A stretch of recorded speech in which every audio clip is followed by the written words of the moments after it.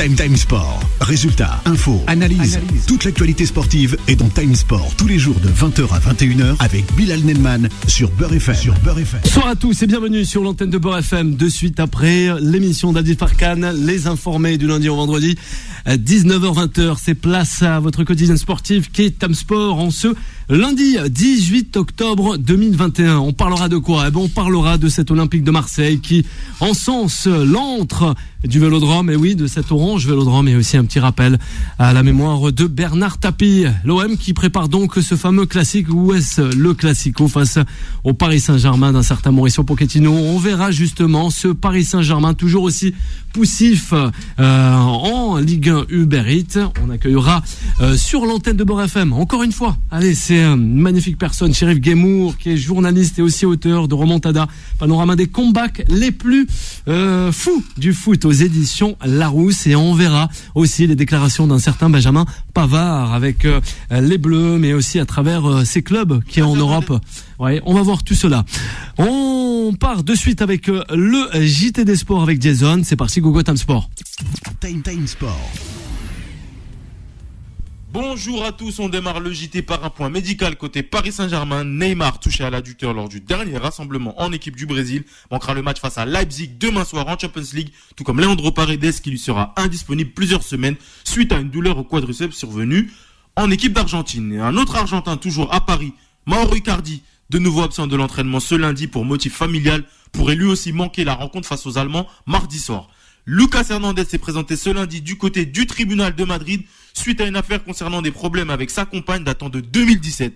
Le défenseur français du Bayern Munich aurait, selon ce même tribunal, un délai de 10 jours pour entrer volontairement en prison, sauf si la demande de recours a été acceptée à temps et lui permet d'éviter donc l'incarcération. Affaire à suivre. Et enfin, à 109 jours du début des Jeux Olympiques d'hiver de Pékin, la fameuse flamme olympique a été allumée ce lundi à Olympe comme le veut la tradition, et ce malgré l'absence du public pour des raisons sanitaires. Voilà, c'est tout pour aujourd'hui, en vous souhaitant une bonne émission en compagnie de Bilal Nelman et toute l'équipe Time Sport. Voilà, c'est reparti après ce fameux JT Sport, le premier de la semaine, en la personne de notre consultant et reporter Jason. On accueille sur ce plateau ce soir l'équipe, la fine équipe de Time Sport, en la personne de Juan José. Juan José, comment ça va? Hola, buenas tardes a todos. Très bien, puisque nous allons parler du foot, notamment, on va parler avec notre invité du PSG Barça, puisque c'était la première remontada dont on a souvenir, même s'il va nous rappeler que ça date, les remontadas. Oui, ça date beaucoup. Attention, tu vas faire péter un plomb, je crois, notre réalisateur qui est à Nice. Hervé est avec nous ce soir. Comment ça va, Hervé? Bonsoir à tous les auditeurs et toutes les auditrices qui nous écoutent. Grosse pensée à Mauro Icardi, voilà, qui passe des heures vraiment très difficiles, vraiment depuis quelques jours. Franchement, grosse pensée à lui. Arrête, toi aussi. Boula, il est avec nous, Boula, ce premier jour de la semaine. Ça va bien? Très bien, et toi? Ouais, tu as passé un bon week-end, Boula? Un bon week-end. Ouais. Et bonne fête de Mouloud pour toute la communauté. Voilà. Ça, c'est Boula qui le souhaite à toutes les auditrices, les auditeurs de Beurre FM. Et on l'accueille comme promis. Allez, pour une seconde fois, c'est Chérif Guémour. Comment ça va, Chérif? Bonsoir Bilal, bonsoir à tous, ça va très bien. Nous aussi, Chérif. On va s'attarder sur le premier sujet de cette émission qui est l'Olympique de Marseille, Chérif. Time Sport. Le sujet des sociaux. 4-1 dans ce stade de l'Orange Vélodrome. Ça fait plaisir, et aussi pour commémorer un peu cette perte qui est du boss, comme le disent les supporters marseillais, un certain Bernard Tapie. C'est vrai, Camara à la 27e, Guendouzi par un doublé, et aussi Milic à la 85e. Marseille est fort. Ouais, c'était pas mal, fallait réagir parce que là on est au tout début du championnat et il faut choper le bon wagon pour le podium. Là ils étaient sur 3 matchs sans victoire, il fallait à tout prix gagner, mais c'est surtout rester bien accroché au wagon, parce qu'après le train il va partir et ceux qui ne suivront pas, ils ne pourront pas viser le podium et la Ligue des Champions. On le rappelle, Paris Saint-Germain à 27 points, Lens second à 18 points et Marseille troisième à 17 points. Hervé. Un match en moins. Ouais, c'est vrai, face à Nice. Ouais. Comme le disait Chemour, c'était un match qui revêtait une importance toute particulière après les récentes contre-performances des Phocéens. J'ai bien aimé l'attitude des hommes de Saint-Pauli, comme c'est le cas depuis le début de saison. Pour moi, ce match, il a mis en évidence 3 choses. La première, c'est que Gerson n'est pas indispensable. Hier, Camara a livré une prestation vraiment de très haute facture au milieu de terrain. La deuxième confirmation qu'on a eue, c'est que Dimitri Payet est plus que jamais le phare de cette équipe marseillaise. C'est pour moi, après Lucas Paqueta, le deuxième meilleur joueur de Ligue 1 en ce début de saison. Et la troisième confirmation qu'on a eue, c'est que c'est peut-être impensif ce que je veux dire, mais jouer avec un référent, avec un attaquant du profil de Arkadiusz Milik, ça bonifie comme l'expression collective. On a vu un Marseille quand même qui était beaucoup plus cohérent dans les 25 derniers mètres, et c'est une bonne nouvelle pour les semaines à venir, et notamment pour la double confrontation qui va opposer les Marseillais au Lazio en Europa League. Ouais, la Lazio et aussi le Paris Saint-Germain. Boula, Marseille, prêt? Marseille, ils ont été à l'image de l'équipe qu'ils ont au départ. Ouais. Je reviens à ce qu'il disait Gerson. Les deux joueurs indispensables de cette équipe, c'est Payet et Camara. Aujourd'hui, quand tu vois la qualité de ces deux joueurs et ce qu'ils ont fait hier, c'est eux qui ont déclenché un petit peu le match. Et puis c'est vrai que Guendouzi met 2 buts, mais sur le côté c'est pas du tout son poste. Et je trouve que c'est une équipe qui est bien réglée. En plus de ça, avec la défaite de Nice, ça a permis de récupérer 3 points sur Nice, parce que Nice, c'est pareil, ils jouent la Ligue des Champions. Et ce qui est bien dans cette équipe de Marseille, tu sens qu'il y a un potentiel au niveau banc, au niveau tout. Et aujourd'hui, quand je vois Payet à l'âge, je pense que ça va être une année exceptionnelle pour lui. Et comme je reviens aussi à ce qu'il me disait, c'est que le petit Camara, à un moment donné, il faut qu'il trouve une solution pour le prolonger, parce que c'est vraiment un gros cadre de l'équipe. Ouais. C'est une machine, et puis je pense qu'il est un petit peu sous-estimé, surtout en France. Au niveau international, il est un petit peu sous-estimé, et puis je trouve ça, par rapport à la qualité qu'il a, Camara, je trouve ça un petit peu, je comprends pas les équipes de France, comment que ça se fait qu'ils font pas appel à lui. Ouais.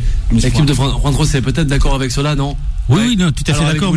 Et déjà Camara, parce que c'est un match qui n'était pas facile au départ, les deux équipes avec les mêmes points. Donc Marseille aurait pu se retrouver aujourd'hui 12e du championnat au lieu d'être de 3e. Donc petit à petit, l'idée des Sampaoli s'installe. L'équipe marseillaise prenne petit à petit ses marques. Il y a des automatismes qui sont là. On les voit tous les week-ends. Et c'est vrai que maintenant, il faut juste, comme on l'avait dit dans les semaines passées, il va falloir continuer à bosser dur, à continuer à travailler, mais à travailler avec cette comment dirais-je, humilité, parce que c'est pas facile de se retrouver 3e du championnat, et je pense que eux, ils peuvent effectivement à la fin de la saison décrocher, être dans le trio de tête, mais pour ça il va falloir travailler dur. Aujourd'hui Marseille commence à proposer quelque chose par rapport aux dernières années. Moi j'ai confiance dans cette équipe, pour peu qu'on laisse Sampaoli continuer à travailler correctement. Ouais, il reste peut-être dubitatif, notre invité, Chérif Guémour. Avant de donner la parole à Hervé. Oui, non, parce que c'est pas parfait. Il y a encore plein de choses qui vont pas, notamment au point de vue défensif, au point de vue, comment dirais-je, de l'homogénéité du bloc. Il y a un mieux. On sent l'idée maintenant qui commence à s'imprégner dans le jeu, je suis d'accord avec toi. Milik apporte énormément, Hervé, je suis d'accord avec toi. Voilà, maintenant il y a une pointe, un numéro 9. Maintenant les postes, ils commencent vraiment à s'éclaircir. On peut se passer de Gerson, je suis entièrement d'accord. Donc, on est bien, il fallait gagner hier soir, communion avec le public, parfait.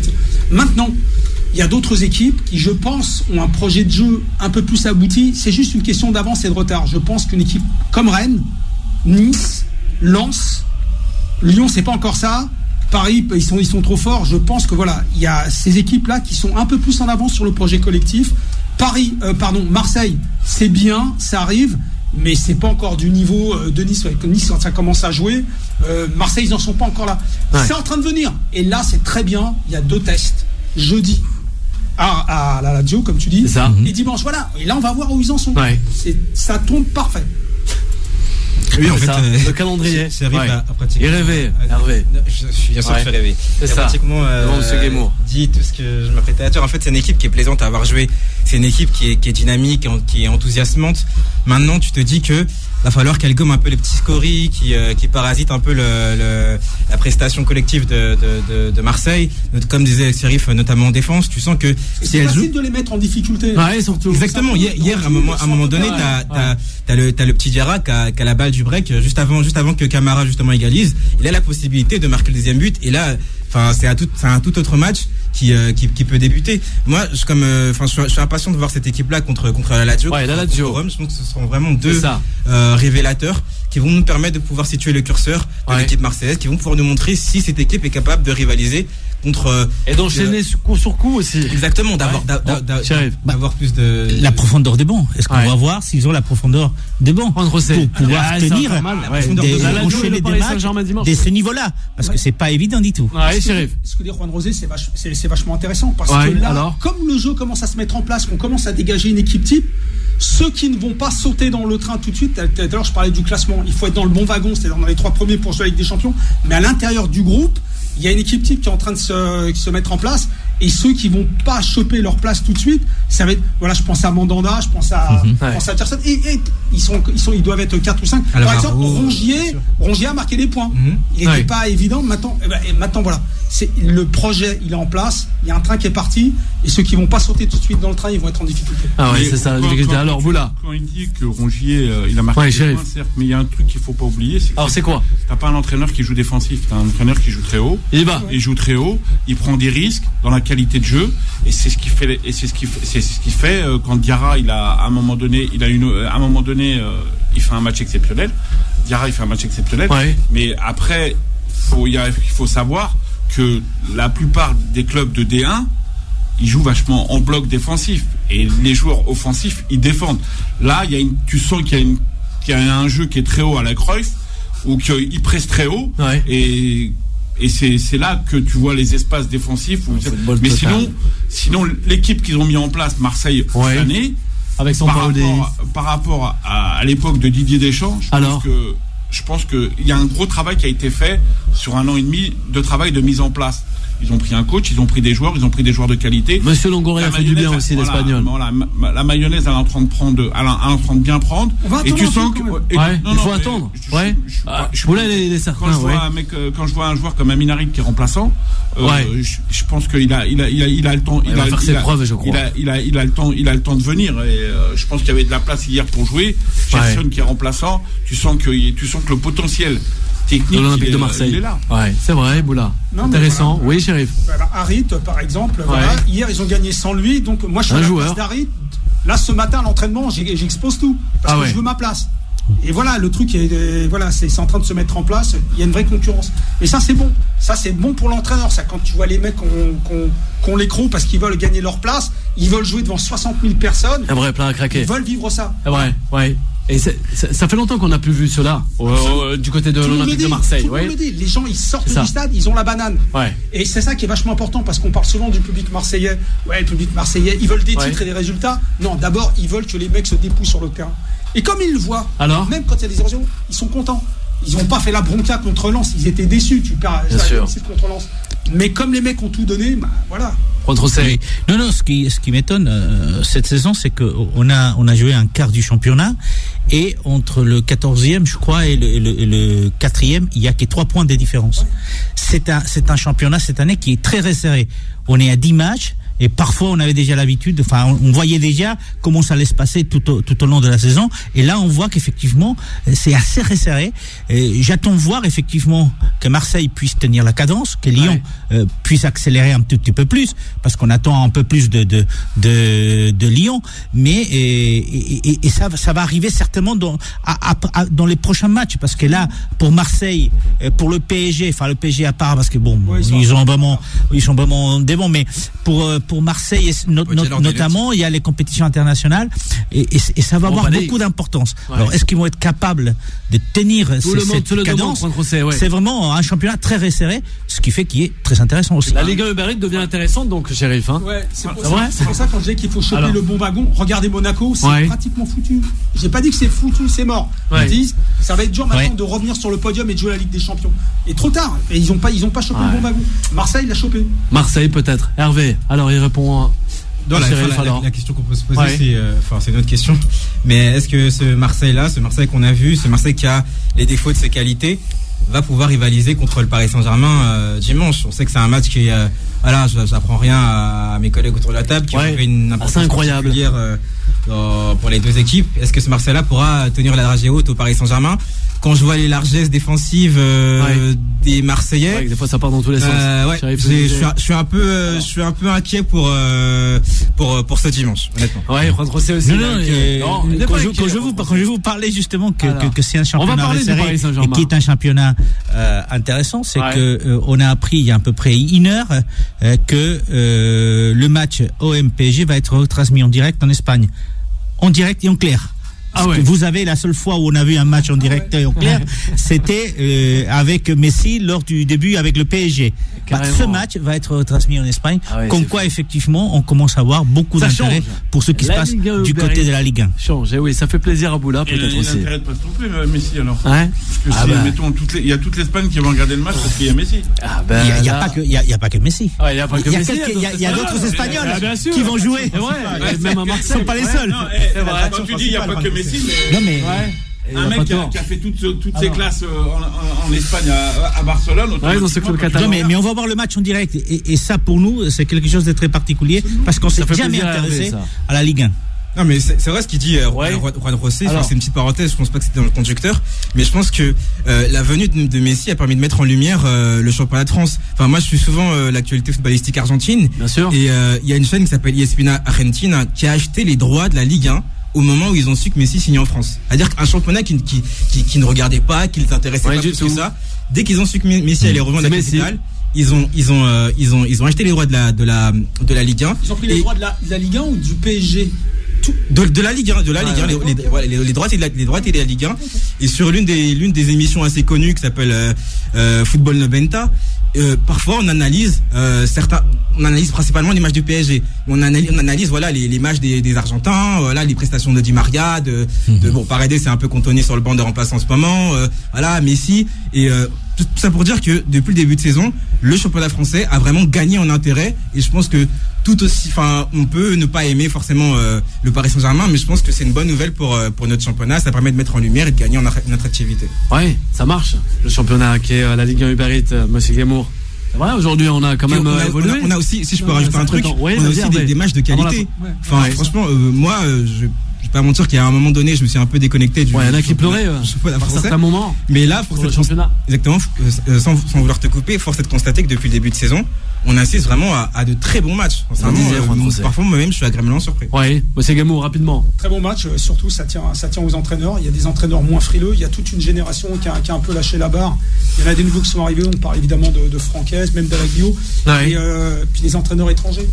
On voit que même Bordeaux, c'est pas super, mais on voit que Petkovic a quand même une idée de jeu. Ça va être long à se mettre en place. Sampaoli, on le présente pas, on est d'accord. Et c'est tous ces entraîneurs-là. Galtier a fait ses preuves.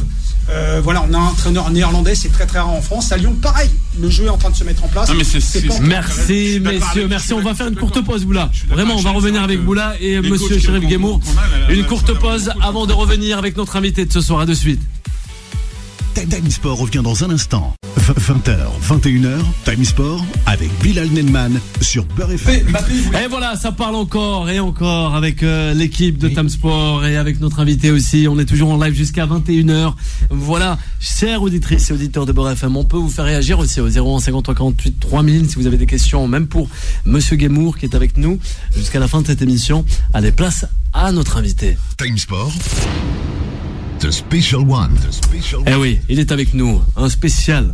C'est très très spécial ce soir. Eh oui, avec un fin connaisseur du football, en la personne d'un des fondateurs du magnifique média qui est SoFoot, et aussi vraiment connaisseur de ce beau jeu. Chérif Guémour qui est avec nous sur l'antenne de Beurre FM. Remontada, panorama des comebacks les plus fous du football en Europe et même ailleurs, je crois, aux éditions Larousse. Justement, pourquoi cette idée vous êtes venu comme ça de faire ce livre où on peut remonter dans le temps avec des matchs où on a eu ces fameuses remontadas avec la RFA et la Hongrie par exemple, ou encore le Portugal Corée du Nord, mais encore le Boca Junior, ça fera plaisir à Hervé. River Plate. Oui, avec le River Plate, c'est ça.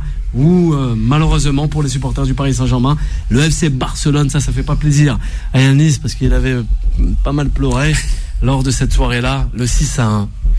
Alors d'abord, c'est pas moi qui ai eu l'idée, on m'a proposé et je l'ai trouvé séduisante cette idée. Je me suis dit tiens, c'est une bonne idée, on va creuser, donc on va faire une sélection des matchs. Et alors je précise, le principe du bouquin, c'est pour moi une remontada, c'est quand il y a 3 buts à remonter. Pas un ou deux. Ouais. Alors, soit sur un match en entier, soit sur un match aller-retour. Donc, ça, c'est la première chose.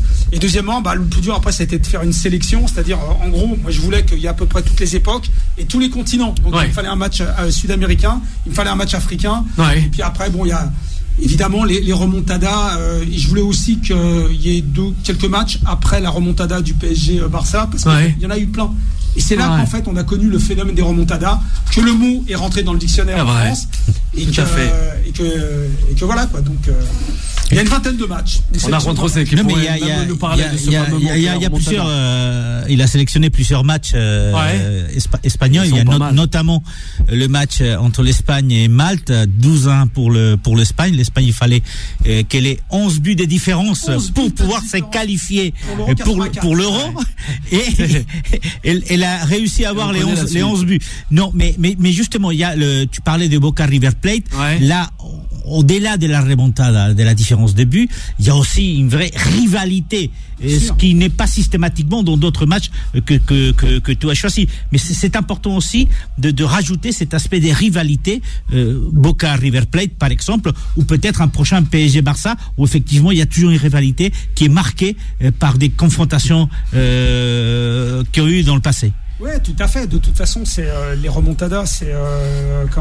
Là, je parle de River Plate. Évidemment que River Plate, c'est le Super Classico, River contre Boca, et il fallait bien que dans l'histoire du Classico, enfin du Super Classico comme on l'appelle là-bas, il fallait vraiment qu'il y ait un match avec une remontada. Et on en a trouvé une en 72.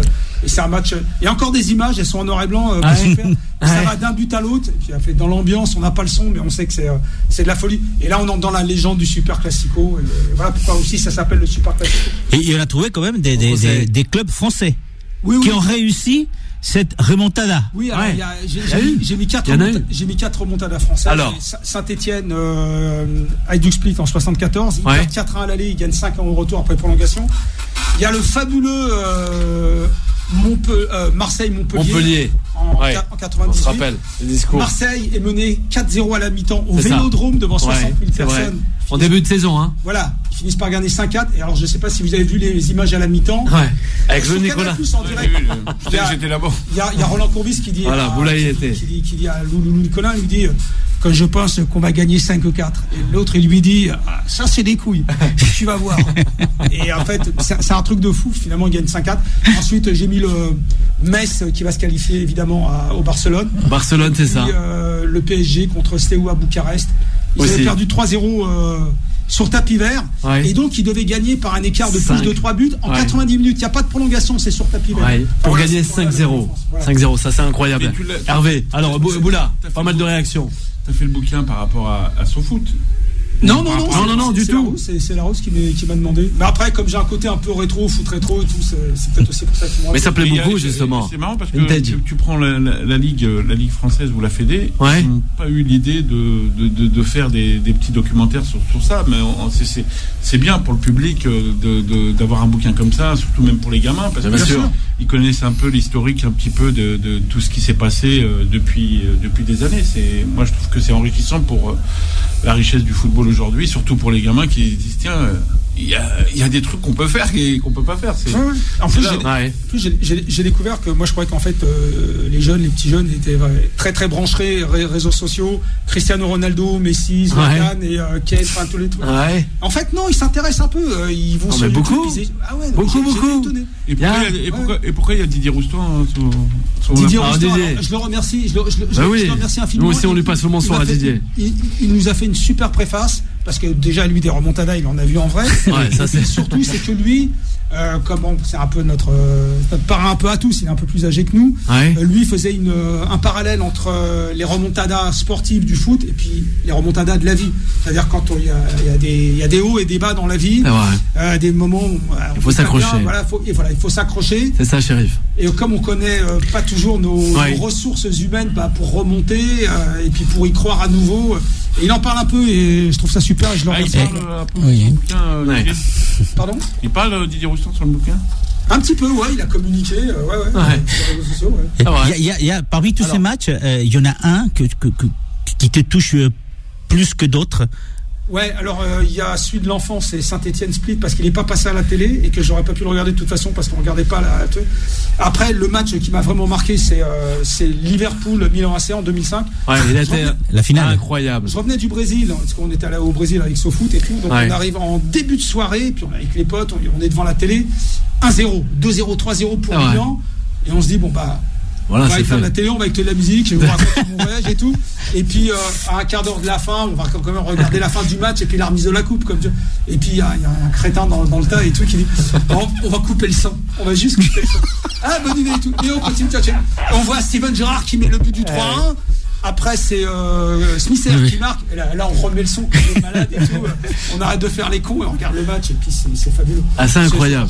C'est incroyable. Et aussi, on n'a pas Mourad ce soir. Le Reading FC, ça a fait plaisir je vais laisser la parole à Hervé face aux Gunners d'Arsenal, le 7-5. Oui, Hervé. Juan Rossa pique à mes questions, mais j'en ai une deuxième. Est-ce que tu penses que les remontadas relèvent un peu de la dramaturgie, selon toi ? Bien sûr, c'est ce qui fait la légende du foot. On vit pour ça, c'est ce qui fait que notre sport. Après, il y a eu des grandes remontadas, il y en a en rugby, il y en a même en athlétisme.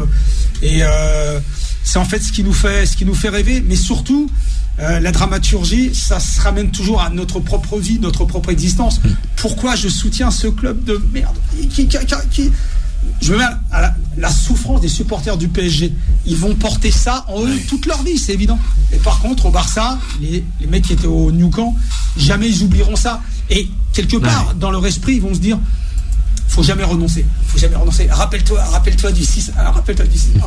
Donc voilà, c'est la dramaturgie, c'est parce que ça se rapporte à notre vie, notre existence, avec des hauts et des bas, et puis faut jamais lâcher. Après, dans la remontada, il y a une réflexion, ça s'explique aussi, la remontada. Mais des fois, quand tu vois 4-0 à Paris, quand tu vois 4-0 à Paris, t'as Kimpembe, il est dans l'axe, il fait un gros match, et le match d'après, c'est le prince qui dit non, Thiago Silva, faut qu'il joue le match retour. Non, mais c'est le problème, c'est que. Alors il y a des fois. Après, faut pas, à un moment donné, le problème du haut niveau, le problème des résultats, ils sont dus, ces défaites, ils sont dus à ces petits détails aussi. À certains choix, peut-être. Dans tous les matchs, je parle justement des détails, je parle des petits signes prémonitoires. C'est bien, c'est pour ça que je te pose cette question-là. Je parle aussi comment des fois il y a des causes logiques qui peuvent expliquer qu'il y a un remontada. Exactement. Voilà. Mais des fois, c'est irrationnel. Mais je comprends pas, quand tu dis irrationnel, c'est parce que irrationnel, c'est le 6-1. Je veux dire, au bout d'un moment, quand Di Maria il marque, tout le monde sait que c'est fini. Il y a quoi ? Il y a 1-1 ou 2-1 quand il marque Di Maria au Nou Camp, c'est fini. Ils vont parvenir, il doit marquer combien ? 4 buts, 5 buts, je me rappelle plus. C'est incroyable. 5 buts. C'est irrationnel. Moi, je veux bien qu'on me dise, il y a la MSN, Messi. Ça fait plaisir à Hervé, ça. C'était pas à 3-1, C'était pas à 3-1 quand il marque. Oui, il a raison, parce qu'à un moment donné, quand il marque Di Maria, ça y est, tu penses que le match est fini. Ça va, le match il est plié. Le match est plié. Et c'est Neymar. Il y a penalty, faute. Il y a la penalty, la faute de Neymar, et puis Sergi Roberto qui met donc le but, mais c'est complètement irrationnel, et c'est en 10 minutes. D'ailleurs, il y avait du monde qui partait du stade. On voyait les mondes partir du stade. Moi, j'avais été à la télé. J'avais été à la télé. C'est Neymar qui croit. C'est pas Messi qui remet la mécanique en. Non, c'est Neymar. Mais tu parles. Est-ce que tu parles de la remontada ? Est-ce que tu parles de l'entraîneur ? Parce que l'entraîneur. Un petit peu. Parce que l'entraîneur. Mais il a. Parce que l'entraîneur que je connais, ça fait des années que je le vois travailler. Je pense qu'il n'avait pas les clés de ce match-là pour avoir ce résultat. C'est des petits détails, tu vois, c'est des petits détails. Unai Emery comprend pas. Il a toujours pas compris. Il a donné une interview et il comprend pas. Alors c'est pas très classe parce qu'il s'en prend un peu à Thiago Silva. Il a pas tort. Mais il a raison, il a pas tort. Non, il a pas tort. Il a pas tort. Mais non, il est démuni même aujourd'hui. Alors évidemment, ça va le poursuivre toute sa vie. On parlait du côté émotionnel, mais il est sur le bord de la touche. Et lui, il est pas sur le terrain. Ils t'entendent pas en plus. T'as le public qui gueule. Les mecs qui sont dans leur match, non, ils sont plus dans leur match justement. Mais tu peux plus agir. Le match, l'histoire est en cours. Est-ce qu'on peut dire, Chérif, comme tu l'as dit tout à l'heure, que ces remontadas, comme tu l'as justement dit, elles relèvent un peu du surréaliste, un peu de l'irréel. Ouais. On parle du Barça Paris. Ajax Tottenham. Mais on peut aussi parler du Liverpool Barça, tu vois. Ouais. Où le Barça colle 3-0 au Camp Nou, match aller en demi-finale de Ligue des Champions, et ils se prennent 4-0 dans la figure une semaine plus tard, Anfield.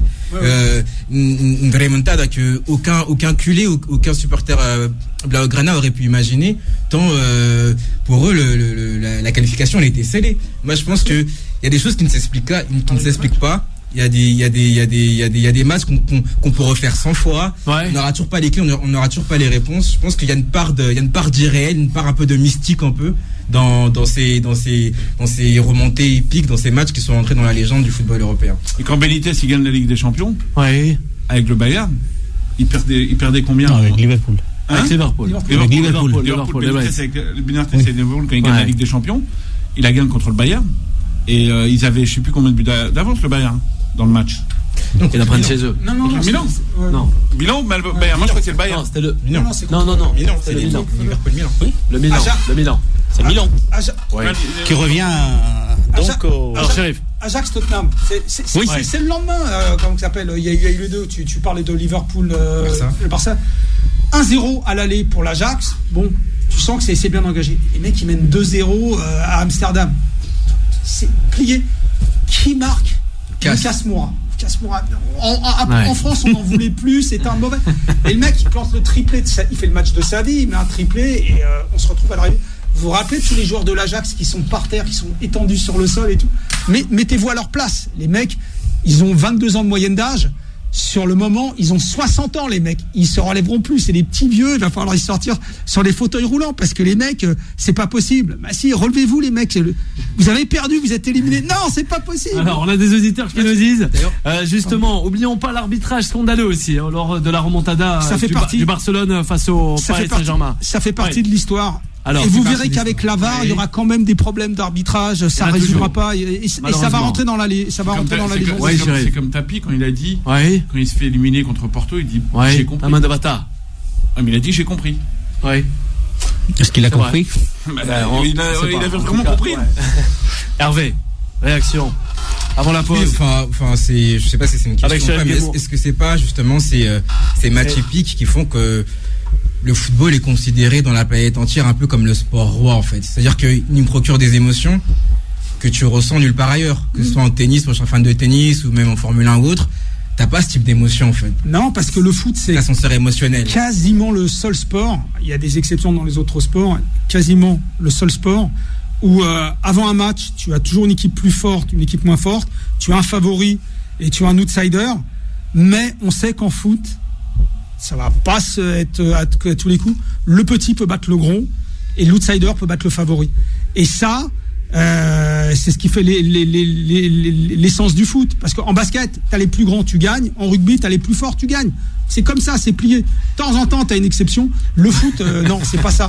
Et c'est ça qui a construit. Si vous voulez comprendre pourquoi le Real Madrid est le plus grand club du monde, et pour moi, ça, il reste, c'est parce que il y a des fois où ils avaient pas une super équipe, ou alors même quand il y avait une super équipe, ils ont su renverser des situations qui font que, comment dire, le Real s'est construit comme ça à coup de remontada parce qu'ils en ont fait plein. Surtout en Ligue des Champions. Ouais, voilà. Oui. En Ligue des Champions, en Coupe de l'UEFA, en Coupe des vainqueurs de coupe.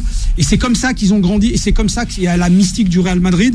C'est parce qu'ils ont fait des remontadas. Mais des fois, ils ont fait des remontadas avec des équipes qui n'étaient pas extraordinaires. Des bonnes équipes, mais pas extraordinaires. Pourquoi? Parce que avant certains matchs, c'était eux les petits, c'était eux les outsiders, et qu'on finit par gagner. Et ils ont gagné des trophées en plus.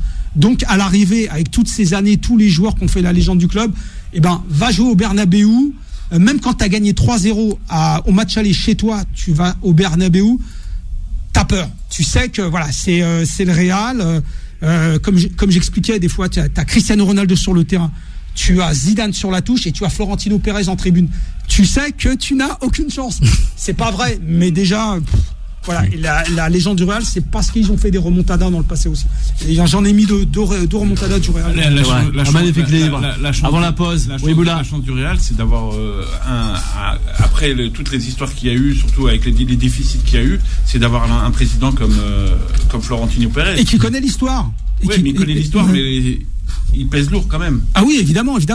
Quand tu regardes aujourd'hui pour la reconstruction du Real de Madrid au niveau des joueurs, il a un budget de 800 millions qui est bloqué pour faire son recrutement. Ouais, mais il n'a pas recruté pendant 3 saisons. Oui, mais il n'a pas recruté. Je suis d'accord avec toi. Donc, après, il y avait des travaux du. Oui, il y a les travaux. Mais il a un budget de 800 millions. Oui. Tu le sais, ça, José. Non, mais de toute façon, ce qu'il y a de bien avec Florentino Pérez, il a tous les défauts qu'on lui connaît, mais il connaît bien l'histoire de son club. Ouais, ça c'est sûr. C'est un mec intelligent, c'est un grand chef d'entreprise. On le rappelle aux éditions Larousse, Chérif Guémour, Remontada, panorama des comebacks les plus fous du football, voilà, à travers le monde. Il reste avec nous jusqu'à la fin de cette émission. On va marquer encore d'une dernière pause avant de revenir avec le Paris Saint-Germain et aussi un certain Pavard.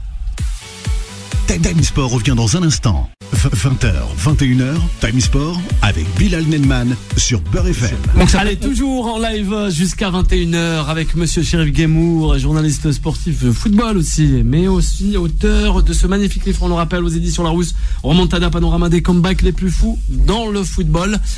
Avec Juan Trossé, avec Boula, sans oublier Hervé. Allez, on prend le chemin de la Porte d'Auteuil. Time Sport, la troisième mi-temps. Eh oui, 2-1 ce week-end, un succès plus que poussif avant l'Europe pour Juan Trossé. Oui, tout à fait, et c'est peut-être logique aussi parce que justement les joueurs du PSG ont la tête aussi à ce match de Leipzig face à Leipzig, parce que ce match pourrait pour eux signifier déjà la qualification. C'est vrai que si on regarde de près cette qualification, elle n'est pas jouée dans le sens où effectivement Bruges est au même nombre de points qu'eux, et le PSG pourrait effectivement prendre une option, sachant que Bruges va aller jouer face à City. Donc ça reste quand même un match compliqué à gérer pour le PSG, parce que derrière, il y a aussi l'OM, mais je suis convaincu qu'aujourd'hui, la tête, depuis une semaine, la tête des joueurs du PSG est à ce match de mardi et pas celui des week-ends face à Marseille. Ils s'en foutent, celui de Marseille. Oui, Hervé, peut-être réaction. Pas s'en foutent, mais pour l'instant, c'est pas leur priorité. C'est une équipe qui est un peu compliquée à analyser, dans le sens où, sans être reluisants en Ligue 1, ils arrivent à gagner pratiquement tous leurs matchs.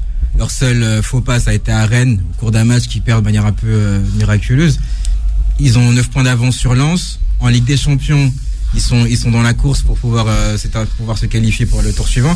Le Paris Saint-Germain me fait penser un peu à Mr. Hyde et Dr. Jekyll. On sait jamais quelle face on aura. On sait jamais si on aura l'équipe un peu timorée, qui joue un peu au petit trot, ou si on aura vraiment la machine de guerre qui va vouloir écraser tous ses adversaires sur le terrain. C'est un peu l'inconnu qu'on a avec le Paris Saint-Germain ces dernières semaines.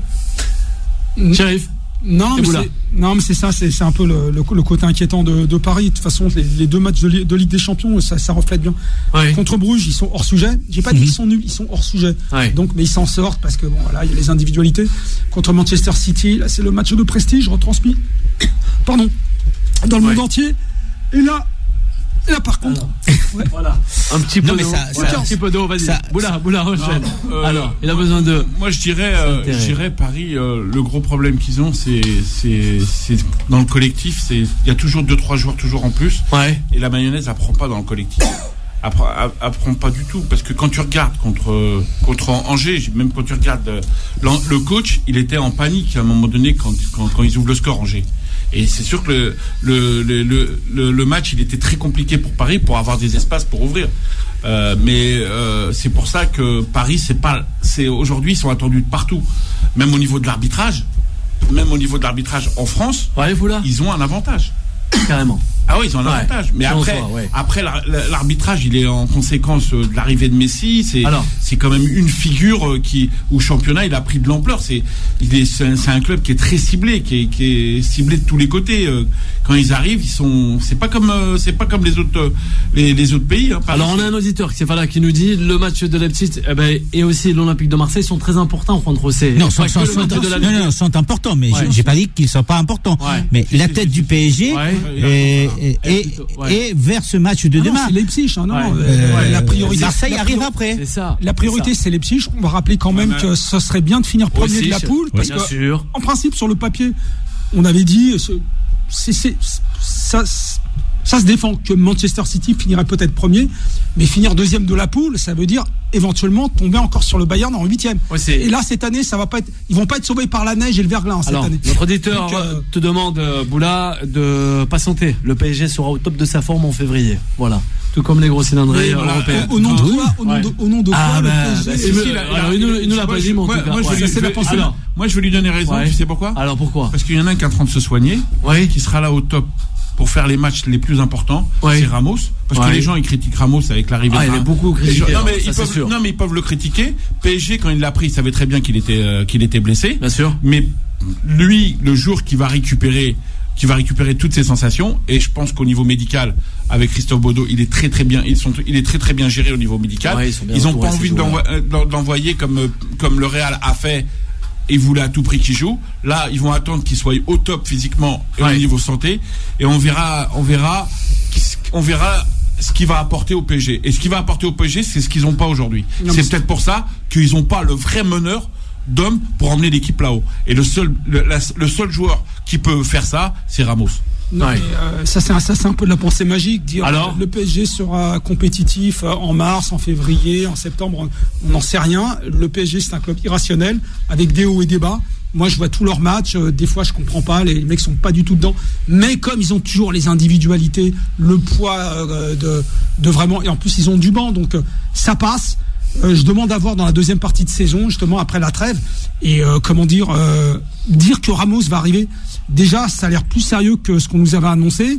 Deuxièmement, c'est pas que Ramos doit revenir, c'est qu'il doit revenir à 100%. On est quand même au PSG, et à partir de février, si on dit que Paris, l'objectif c'est quand même minimum de la finale, c'est-à-dire que tu as 7 matchs européens, et 7 matchs européens, il faut être au taquet. Et Ramos, on ne sait pas s'il sera au taquet au mois de février. Il doit l'être à 100%, sinon c'est pas la peine. On fait pas jouer un Neymar à 80%, un Verratti à 60%. Non, là on arrive dans la Ligue des Champions, et voilà. Moi, je préfère Herrera à 100% que Verratti à 60%. Et désolé, j'adore Verratti. Mais là, c'est de la pensée magique de dire oui, ça va se mettre en place. La pensée magique, il faut que tu saches que les entraîneurs, eux, ce qu'ils veulent, c'est avoir leurs joueurs compétitifs. Et des fois, ils vont même très loin à les faire jouer quand ils sont blessés. Et ils n'arrivent pas à les récupérer. Quand tu me dis, mais il n'a pas le rythme pour l'instant. Il va revenir, mais il n'a pas le rythme. T'as besoin d'un certain nombre de matchs pour t'adapter. Absolument. Et il n'a pas le rythme pour l'instant. Pour moi, tu peux pas deviner que le mec en février il sera au top. Si, parce que moi j'ai confiance au staff médical du PSG. J'ai confiance à les gens qui ont pris l'initiative de prendre Ramos. Parce que là, aujourd'hui, c'est facile de critiquer, il joue pas. Mais je préfère qu'il joue pas. Non, mais je parle pas de moi, je parle en général. Non. Je parle au niveau des médias. Les médias, ils lui tombent dessus. Mais il y a un truc qu'il faut savoir. Quelqu'un de blessé, s'il est pas à 100%, il peut pas jouer, je préfère qu'il joue pas. Je préfère attendre. Alors, là, on lui tombe pas dessus. La seule chose qu'on met en lumière, c'est que lorsque Ramos a signé au Paris Saint-Germain, on a eu plein de news dans la presse disant qu'il était en excellente forme. Disant qu'il était presque à son apogée physique. Et 3 semaines plus tard, on apprend que le mec est blessé et depuis l'heure, il est jamais revenu. Hervé est blessé où? Exactement. C'est le genou, les cartilages ou c'est le mollet? Voilà, il y a le mollet. Il y a un grand mystère qui entoure l'état physique. Déjà, il est pas allé à l'Euro. Et il a assuré que pendant cette période, il s'est entraîné, il s'est préparé physiquement.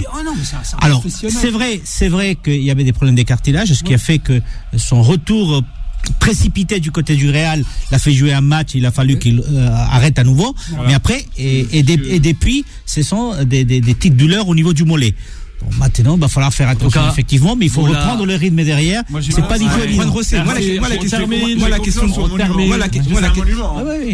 La question que je pose, c'est comment se fait-il que lors de la visite médicale, les services médicaux vantent l'état physique de Ramos, nous disons qu'il est en excellente forme, nous disons qu'il est prêt pour la compétition, et à peine quelques semaines plus tard, on apprend que le mec est blessé ici, blessé là-bas.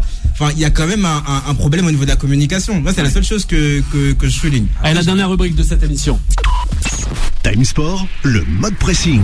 Eh oui, monsieur Pavard, en principe, je cite, on demande à un défenseur, monsieur Guémour, de bien défendre. Donc pour moi, c'est normal de bien défendre Juan José. Sauf que le latéral de maintenant, c'est aussi apporté offensivement. Sur le papier, c'est peut-être moins sexy Pavard que Achraf Hakimi ou encore Arnaud Alexander. Mais je trouve que défensivement, je suis plus complet à glisser le champion du monde en titre. Benjamin Pavard au profil moins offensif que les deux joueurs cités.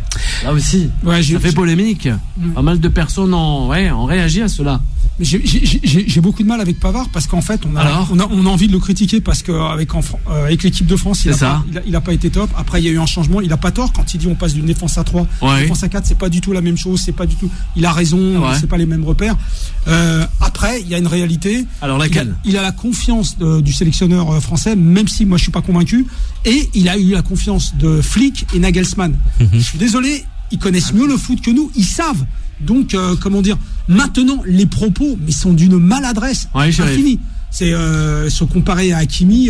Hakimi, quand on voit la saison qu'il fait la saison dernière avec l'Inter, il est l'un des protagonistes du titre de l'Inter. Et Alexander Arnold, c'est quand même, lui, il a gagné aussi la Ligue des Champions. Et il est qui d'Angleterre. Enfin bon, peu importe. Ça, c'est maladroit.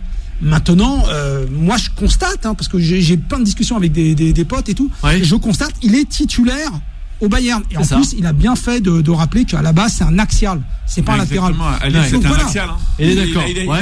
Alors, Boula. Il a raison. Tu rejoins Chérif, je rejoins Chérif parce que c'est vrai que tu prends un joueur comme Pavard, il était exceptionnel. Même les Italiens, quand il était à Lille, ils le voulaient à tout prix. La chance qu'il a eue, c'est de partir en Allemagne. Il a été beaucoup demandé, c'est vrai. Il a été même à la Roma. Moi, je m'en rappelle parce que j'ai été sollicité pour aller le chercher, pour l'emmener à la Roma. Et comme il dit Chérif, il a quand même eu pas des Tintins comme entraîneur. Il a eu les meilleurs. Il a eu les meilleurs. Et dont le meilleur entraîneur français. Il a eu le meilleur entraîneur français. Parce qu'après il y a Nagelsmann qui vient d'arriver tout de suite. Lui il voit, il dit ok d'accord. Non, il le met, il est titulaire. Je suis désolé, Flick, Nagelsmann, c'est au-dessus de nos forces. Les supporters français disaient qu'il faut rester sur terre, quoi. Faut pas. Ensuite, maintenant la réalité, qu'ils partent, quoi. Roberto Carlos, il prenait bien le couloir, mais il avait Juan Carlos a dû bien le connaître. Il avait des manques aussi au niveau du placement. Bien sûr. Carlos, c'est le roi. Il a dû le connaître, Roberto Carlos. Il a oublié de défendre. Maintenant, Pavard, c'est pas Sagnol. Sagnol, il était top en défenseur, mec qui prenait le couloir, on est d'accord. Mais maintenant, c'est quoi les alternatives en France? En latéral droit, on a qui en France? Dites-moi. Non, mais c'est la réalité. C'est vrai que les déclarations sont maladroites. Je peux comprendre le manque de reconnaissance parce qu'on parle beaucoup des joueurs de l'équipe de France et on parle rarement de lui. Hormis le but en 2018 lors du mondial. Hormis ça, c'est vrai que ce n'est pas le joueur dont on parle le plus. Donc maladroite du côté effectivement de ces déclarations. Par la suite, et je suis d'accord avec toi, il est en équipe de France parce que il n'y a pas non plus des grosses alternatives à Pavard. C'est pas qu'il n'y a pas des grosses, mais il y a un mais je te fais remarquer que côté gauche, tu as plusieurs possibilités. Côté droit, tu n'as pas 150 côté droit. Dubois. Pour moi, c'est vrai. Non, j'ai du mal. Et après, tu parlais de qui? Tu parlais de Sidibé. Sidibé, il est blessé malheureusement. Et il fait un très bon début de saison. Là, je te rejoins. Mais t'as pas vu quand il est sorti? C'est là où le fil il a cassé quand il est sorti. Et c'est dommage que Aguilar n'a pas la forme de la saison dernière. Allez Hervé. On l'écoute Hervé. Pas grand chose à dire sur le sujet. Je pense que c'est des propos, comme vous l'avez dit, un peu maladroits. Après, moi, j'aimerais quand même inciter quand même Pavard à faire preuve de davantage d'humilité. Enfin, à l'écouter, on dirait qu'il fait partie du top 5 européen, alors qu'il est même pas dans le top 20 des meilleurs latéraux en Europe. Donc moi, j'aimerais appeler Benjamin Pavard à davantage d'humilité quand il dit que lui, quand il parle des latéraux, aujourd'hui, la plupart des latéraux qu'on met sous les feux des projecteurs, ce sont des latéraux qui sont davantage enclins, qui sont davantage à l'aise sur la phase offensive que sur la phase défensive. C'est un fait, mais pour autant, moi je pense que, enfin, je comprends pas vraiment les déclarations de Benjamin Pavard. Après, c'est vrai que tu as raison, mais ils sont maladroits dans la communication. Quand tu vois Delors, quand tu vois Delors au niveau de sa communication, on en a parlé. Problème, c'est parce qu'ils sont mal gérés au niveau com.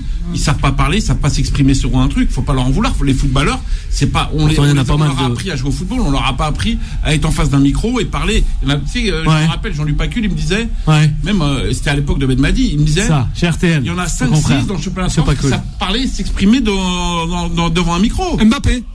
Ouais, Kylian. Je suis d'accord avec lui. Je suis d'accord avec Chérif. Kylian, quand tu regardes, mais Kylian. Jamais pour rien dire. Oui, mais tu sais pourquoi? Et sa mère c'est encore mieux. Tu sais pourquoi? Tu sais pourquoi? Il est entouré au niveau de sa communication. Et les joueurs, leur problème, tu sais, c'est quoi? C'est qu'ils ont pas un mec qui leur dit ce qu'il faut dire et ce qu'il faut pas. Tu prends un mec comme Zizou, on dit il parle pas. Mais pourquoi il parle pas? Quand il parle juste. Le problème, c'est qu'il est briefé par Adidas, il est briefé par Migliaccio.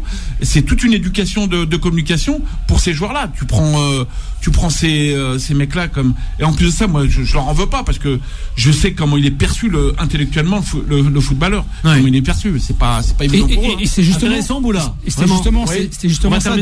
Dommage avec Karim Benzema quand il a parlé de la Formule 1 et du karting. Je lui dis non, Karim, pas toi. C'est là, moi, je crois qu'il est d'accord avec toi. Tu sens que Karim aujourd'hui, dans sa communication, il est entouré. Voilà. Mais moi, je croyais qu'avant, il était aussi. Non, il n'était pas du tout. C'est juste ça. Après, c'est parfait. Parfait. Le meilleur à droite, selon vous, en équipe de France, Angloma? On le balance, Angloma. Il y a sur les réseaux. Défenseur français. Angloma, parfait.